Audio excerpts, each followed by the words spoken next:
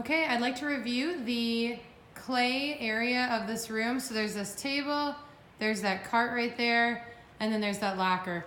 So whenever you're ready to get started, you can find your project in this locker, and you'll know which project is yours because it'll be wrapped in plastic, and then you can use a Post-it note. And there's a couple of pens hanging right here on this locker. So label your artwork with a Post-it note.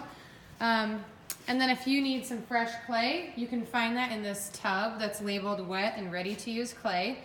And you'll see that it also says always spray and cover with plastic.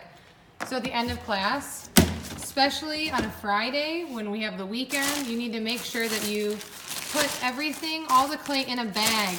Please don't throw it down here. It'll just dry up and turn into crumbles. Make sure it's wrapped up in plastic, and then just grab one of the spray bottles and spray it a few times, and then close it up nice and tight, okay?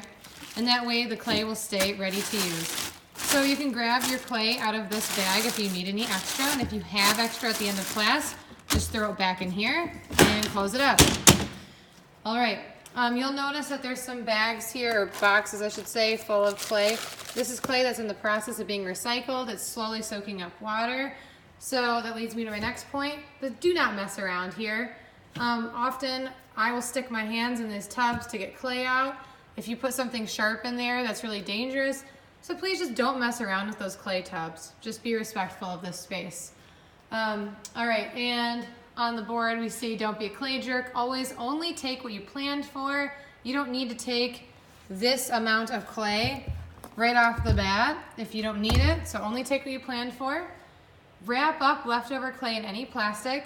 So this chunk is a chunk that somebody did not wrap up. It got left, and now it's just a gigantic dried up hunk of clay that's going to be really annoying to recycle. We can recycle it because it hasn't been in the kiln, but it's very obnoxious. So please, if you take anything away from today, it's wrap up any leftover artwork or any leftover clay. And of course, use common sense. Okay, so this is kind of a concrete slab that we can use for wedging out clay. Just be respectful of it. It's already kind of cracking a little bit. We don't want to make it worse. And then right here are our clay bins. These are new this year. So in these bins, you'll find a cup of slip. There's only two bins that don't have slip in them, so you can find slip right here. I need to find a container small enough to fit in these little areas. So please return all those tools and bins right back here at the end of this table when you're done. All right, last thing I want to note, this area, at the end of class, if you have a project you want to save, you want to keep working on it, you'll see that there's like a little orange sign. This is clay boards, because you can find those right here. If your project is on a clay board and you want to save it, just go ahead and wrap up your project in plastic. If it needs the board, you can leave it on the board.